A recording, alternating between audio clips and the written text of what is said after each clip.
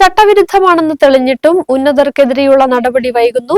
ചൊക്രമുടിയിൽ നിയമവിരുദ്ധമായി പട്ടയവും NOCയും അനുവദിക്കാൻ കൂട്ടുനിന്ന ഉന്നത ഉദ്യോഗസ്ഥർക്കെതിരെയുള്ള നടപടികൾ വൈകുന്നതായി ചൊക്രമുടി സംരക്ഷണ സമിതി. ചൊക്രമുടിയിലെയും സമീപ പ്രദേശങ്ങളിലെയും വസ്തു ഉടമകളുടെ വിചാരണയ്ക്ക് ശേഷം തുടർ നടപടികളെല്ലാം അട്ടിമറിക്കപ്പെട്ടുവെന്നാണ് ചൊക്രമുടി സംരക്ഷണ സമിതി ആരോപിക്കുന്നത്.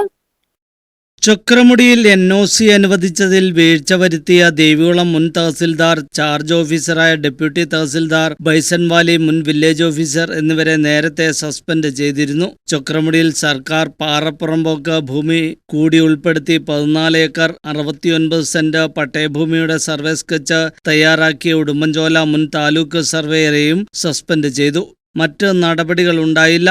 എന്നാൽ ചൊക്രമുടിയിലെയും സമീപ പ്രദേശങ്ങളിലെയും വസ്തു ഉടമകളുടെ വിചാരണയ്ക്ക് ശേഷം തുടർ നടപടികളെല്ലാം അട്ടിമറിക്കപ്പെട്ടുവെന്നാണ് ചൊക്രമുടി സംരക്ഷണ സമിതി ആരോപിക്കുന്നത്. ചൊക്രമുടിയിൽ 14 ഏക്കർ 69 സെന്റ് ഭൂമിക്ക് പട്ടയം ലഭിച്ച 5 പതിറ്റാണ്ടിന് ശേഷം ഭൂമി അളന്ന് തിട്ടപ്പെടുത്തി അതിർത്തി നിശ്ചയിച്ച് നൽകണമെന്നാവശ്യപ്പെട്ട് തീയതി രേഖപ്പെടുത്താതെ റവന്യൂ മന്ത്രിയുടെ ഓഫീസിൽ പരാതി നൽകിയ ചെന്നൈ സ്വദേശിയായ മലയാളി വ്യവസായിയുമായി ബന്ധപ്പെട്ട് മുൻപും ക്രമവിരുദ്ധ ഭൂമി ഇടപാടുകൾ റവന്യൂ വകുപ്പ് കണ്ടെത്തിയിട്ടുണ്ടെങ്കിലും അവസാന ഘട്ടത്തിൽ നടപടികൾ അട്ടിമറിക്കപ്പെടുകയാണുണ്ടായത്.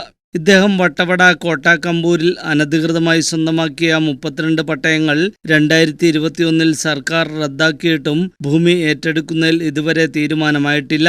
മൈനർ സർക്യൂട്ടായി സ്ഥിതി ചെയ്യുന്ന ഭൂമിയിൽ റദ്ദു ചെയ്തതും അല്ലാത്തതുമായ പട്ടയങ്ങളിലെ വസ്തുക്കൾ പ്രത്യേകം അതിർത്തി വ്യക്തമല്ലാതെ ഇടകലർന്ന് സ്ഥിതി ചെയ്യുന്നതിനാലാണ് ഭൂമി ഏറ്റെടുക്കുവാൻ കഴിയാത്തതെന്നാണ് റവന്യൂ വകുപ്പിന്റെ വാദം. എന്നാൽ ചൊക്രമുടിയിലേതുപോലെ ഉന്നത ഇടപെടലാണ് കോട്ടാക്കമ്പൂരിലെ ഭൂമി കേസും അട്ടിമറിക്കപ്പെട്ടതിന് കാരണമെന്നാണ് ആക്ഷേപം.